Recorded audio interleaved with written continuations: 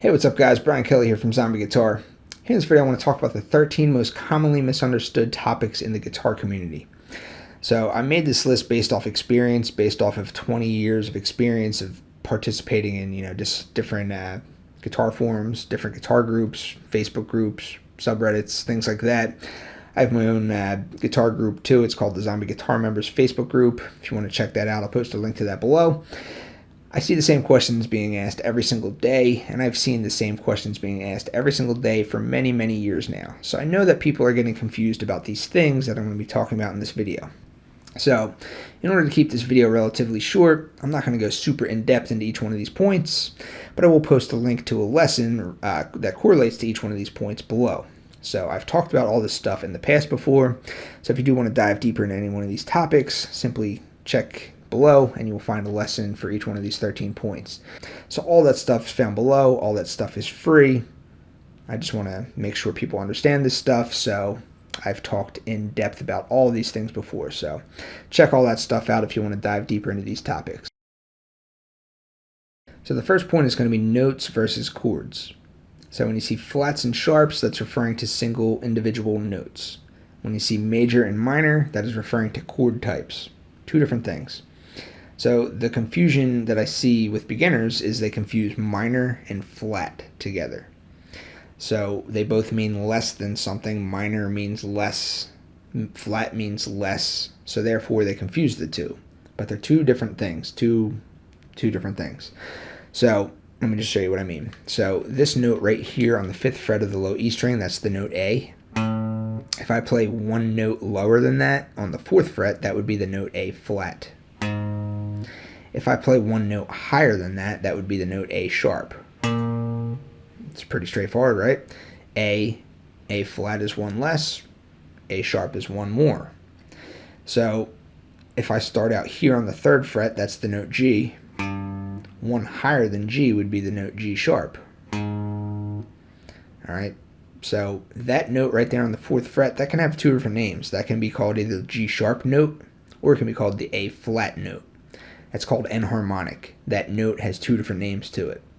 Both are perfectly valid. It depends on the context. We'll get more into that later. But just know that that note is either called G sharp or that note is called A flat. Single notes we're talking about here. Chords, on the other hand, can be either major chords or minor chords. So let's say I want to play a chord that's rooted on the 5th fret here. I can play an A major chord. I can also play an A minor chord. If I want to play a chord rooted on the 3rd fret, that would be a G major chord or G minor chord. If I want to play a chord rooted on the 4th fret here, I can play a major chord here or a minor chord here. But how do I know what to call that chord on the 4th fret? How do I know if I should call that an A flat major chord or a G sharp major chord, or an A flat minor chord or a G sharp minor chord? How do I know? It's based on context, and that context is laid out for you perfectly on the circle of fifths. So if you look at your circle of fifths, the outer circle gives you the 12 possible major chords. On the inner circle, it gives you your 12 possible minor chords. So if you're ever not sure of what to call a chord that could be called by a sharp name or a flat name, you simply just look at your circle of fifths and it'll give you the answer. So on the outer circle, which is major chords, I don't see a G sharp, but I do see an A flat. So that means that the correct name for this chord right here would be the A flat major chord. If I tried to call this the G sharp major chord, that would not be the correct name. So this is an A flat major chord. If I want to play the minor chord here, do I call it G sharp minor or do I call it A flat minor? I look on my inner circle, that gives me my 12 possible minor chord names, and I see that there is a G sharp on the inner circle, but there's no A flat on the inner circle. So that means the correct name for the minor version of this chord would be G sharp minor. Circle of fifths gives you your answers. So just keep that in mind. Notes versus chords. Flats and sharps are referring to single notes. Single notes can have the same name, flat names, sharp names. Chords are major or minor. If you want to know the correct name for a major or minor chord, refer to your circle of fifths. Outer circle is major chord names. Inner circle is minor chord names. Point 2, major versus minor chords. So when you're talking about chords, the only difference between a major chord and a minor chord is one single note. So we just looked at some bar chords. So this is an A major chord. If I lift up my middle finger, that becomes an A minor chord. So if I want to play a chord here, I'll stick with the A chord. So let's say I want to play an A chord here in the open position. This is an A major chord. If I want to play an A minor chord, I would take this note here that's on the second fret of the B string, and I would just lower that by 1/2 step, and it becomes an A minor chord. If I want to play a D major chord, I take this note up here on the high E string and I lower that by 1/2 step, and it becomes a D minor chord. So the difference between a major chord and a minor chord is just one single note. That's it. Major chords and minor chords are very, very similar to each other, but they differ by one single note, and that one single note is referred to as the third. A major chord has a major third, a minor chord has a minor third. I'm going to explain to you exactly what that means coming up. But just keep in mind the difference between major chords and minor chords is just one single note, and it is the third that makes the difference. So the next point is going to be major versus minor with regards to keys. So some people may think that there's 12 major keys and 12 minor keys, and they're not necessarily wrong, but there's another way to think about this. And the way that I prefer to think about it is there's only 12 keys. There's just 12 key signatures. Each of the 12 key signatures can be given its major name or its minor name. Or you could also say each of the 12 possible key signatures can be viewed from the major perspective or the minor perspective. But there's just 12 key signatures from the way that I like to visualize it. So you can take your circle of fifths, and your circle of fifths will organize all of this stuff for you. So the outer circle, that tells you the major names of each of the 12 possible keys. The inner circle will give you the minor name of each of the 12 possible keys. So there's a relative major minor pair for each one of these 12 possible keys. So as you can see on the top, C major and A minor, they go together. G major and E minor, they go together. D major and B minor, they go together. So you see 12 pairs. So what that's saying is there's 12 possible major minor pairs. The outer circle being the major name, the inner circle being the minor name for the key, or for the key signature. So when you are using your circle of fifths, the chords that are found in any given key signature, any one of the 12 possible key signatures, are going to be grouped together into a grouping of 6, like so. So the chords that are found in the key signature of C major / A minor are these 6 chords. The chords that are found in the key signature of G major / E minor are found in this grouping of 6. The chords that are found in the key signature of D major / B minor are found in this grouping of 6. So when it comes to key signatures, you have your available chords. So let's go back to the key signature of C major / A minor. These are all my chords for the key of C major. So if I want to play something happy in this key signature, I would play something that uses a lot of major chords and kind of treats the C major chord as the home. So some kind of progression like this.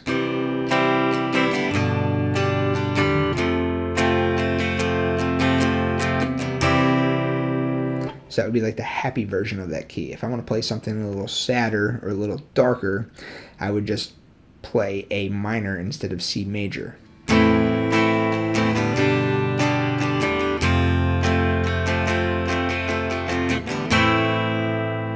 So now I'm playing in the key of A minor. You can also mix and match the two. You can have both the C major and the A minor present, and you can play something like...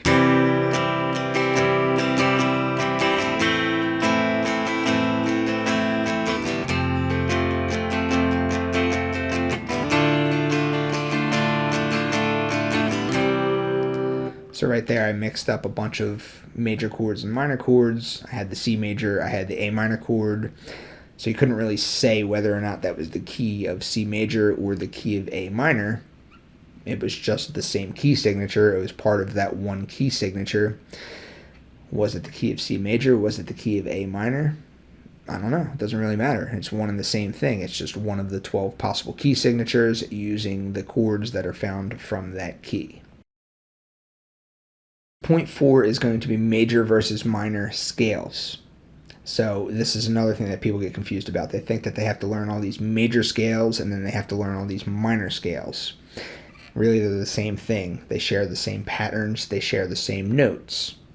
Again, it goes back to that relative major-minor thing. So let me show you what I'm talking about. Let's take a very simple, very common scale, one of the first scales you learn as a guitar player, the minor pentatonic scale. So let's look at the A minor pentatonic scale. A minor pentatonic scale starts on the 5th fret because that's the note A. So here's your A minor pentatonic scale.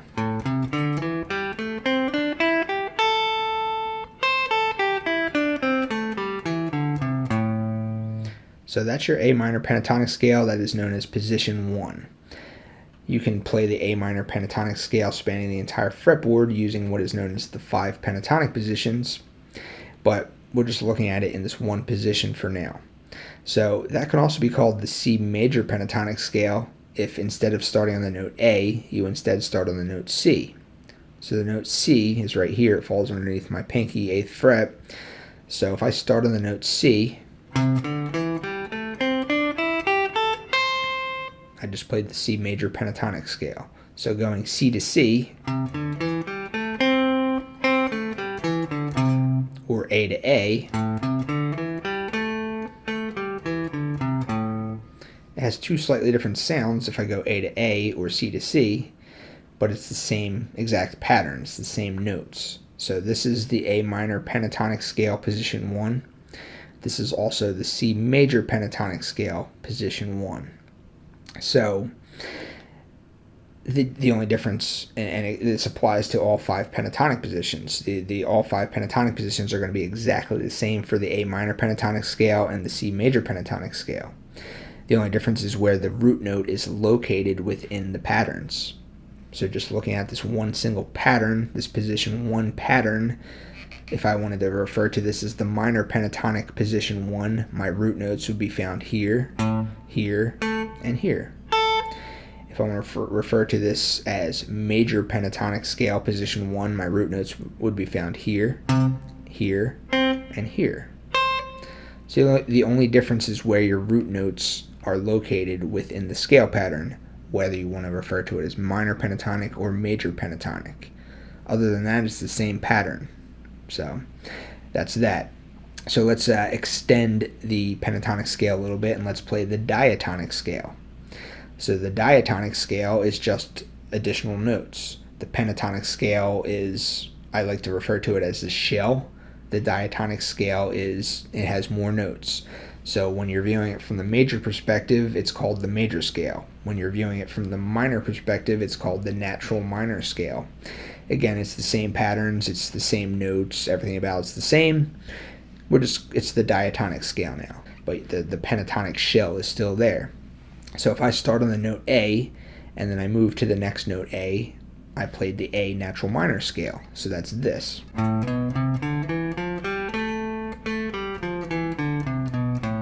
We're going through 2 octaves.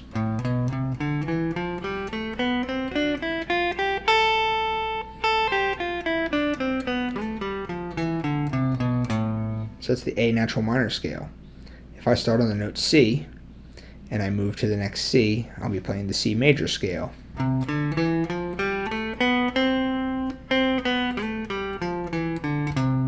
Or if I want to go through 2 octaves,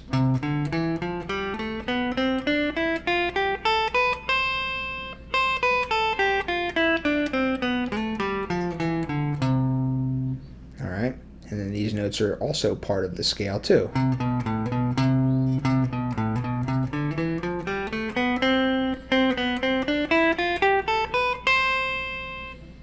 So C major scale or the A natural minor scale, Same thing. And again, this scale can be spanned to cover the entire fretboard, but we're just looking at it in one position or one pattern right now. So that's the other thing to understand. Scales, major, minor, it doesn't matter. It's only the location of the root note within the patterns that dictates whether it's a major scale or minor scale. Other than that, everything about the scales is the same. Same notes, same patterns. Alright, so point 5 is, what's the point of practicing scales anyway? So I see this question asked all the time. People will say, why do I need to practice scales? What's the point? Scales are boring. There's nothing musical about scales. Yada, yada, yada. The point is, scales are boring if you don't know what the purpose is. It becomes completely apparent once you start practicing the scales along with a backing track that's in the key of the scale that you're practicing. So if you're practicing an A minor type of scale or an A minor pentatonic scale, and you play it over top of an A minor backing track of some sort, the scale is going to start to come to life. The scale is going to start sounding musical. It's going to make sense of what the purpose of practicing that scale is. Those are the notes that are going to work in the given context. Same thing for a major key. If I'm practicing major scales, major pentatonic scale, major diatonic scale, and I want to play it over a major backing track that's in the key of the scale that I'm practicing, the scale is the notes that are going to work in the given situation for the music that I'm soloing over. So I'm just going to give 4 quick demos here, and 2 are going to be minor, 2 are going to be major, because I want to reinforce the point that I talked about in the previous point 4. And I'm going to first do a boring demo, and then I'm going to do an interesting demo. So the boring demo is not going to contain any music. It's just going to be me practicing the scale to a metronome. It's going to sound boring. It's not going to make sense why I'm doing it if you don't already know. And then I'm going to play the same scale. I'm going to practice the same scale to a rhythm section that has bass, drums, guitar, and immediately you're going to see, oh, okay, the scale now it's fun to practice the scale. So watch these 4 demos and you're going to see what the point of practicing scales is.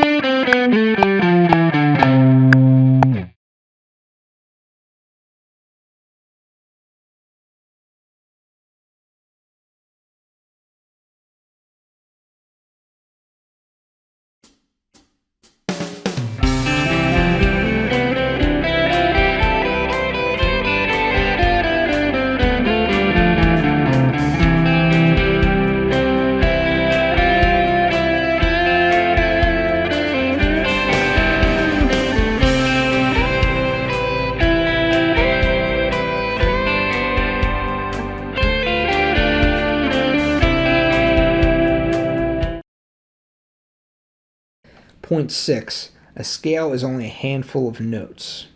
People don't understand this because they look at the guitar, they see 6 strings, they see 22 frets, or some guitars 24 frets even. They see all of these notes and they think, oh my god, I have to learn how to play this scale. There's so many notes in this scale. Really, a scale is just a handful of notes. Typically, a scale is going to have 7 notes in it.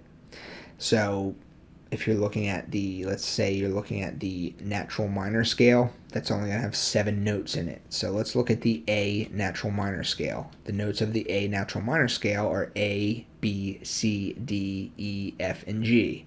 So you can find those notes right here.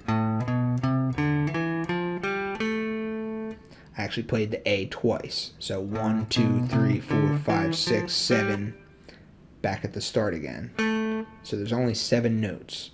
So if I want to play those same 7 notes, but then I want to repeat it again, it's going to go across all 6 strings. So A through A, and then A through A. And then I have the B and the C here. So even though this looks like more than 7 notes, it's really just 7 notes. It's just some of the notes are repeated. Actually, all the notes are repeated, and it's spanning across all 6 strings. I can play those same 7 notes anywhere. I can start here on this A and play 7 notes. And then I can slide up to this A here.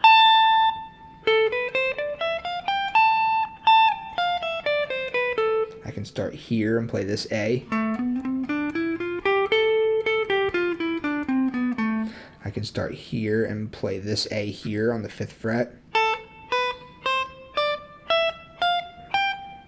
And then back at A again. I can start here. So I'm playing just the same 7 notes, but I'm playing it, they're found all over the fretboard. There's A's all over the place. There's B's, C's, D's, E's, F's, and G's all over the entire neck of the guitar. But it's just 7 notes. That's what a scale is. The pentatonic scale is even less. Pent means 5. So the scale that I was just looking at was the A natural minor scale, which contains 7 notes. The A minor pentatonic scale contains just 5 notes. So removing some of the notes, I have this note A, C, D, E, and G. Those are the 5 notes that are found in the A minor pentatonic scale. 1, 2, 3, 4, 5, back at 1. 1, 2, 3, 4, 5, back at 1. It's only 5 notes. Those 5 notes, again, can be found all up and down the entire neck of the guitar. You can form different patterns and stuff. A, C, D, E, G, A, C, D, E, G, A. Alright, all different patterns can be formed by those just 5 notes. But at the end of the day, a scale is just a handful of notes. Alright, so this video is getting a little long, so I'm just going to cut it off here, and I'm going to do a part 2 for it, which is going to come out sometime this week. When part 2 is out, I'll post a link to that below also. But yeah, that'll be coming out in a few days. So thanks for watching. I'll see you in part 2.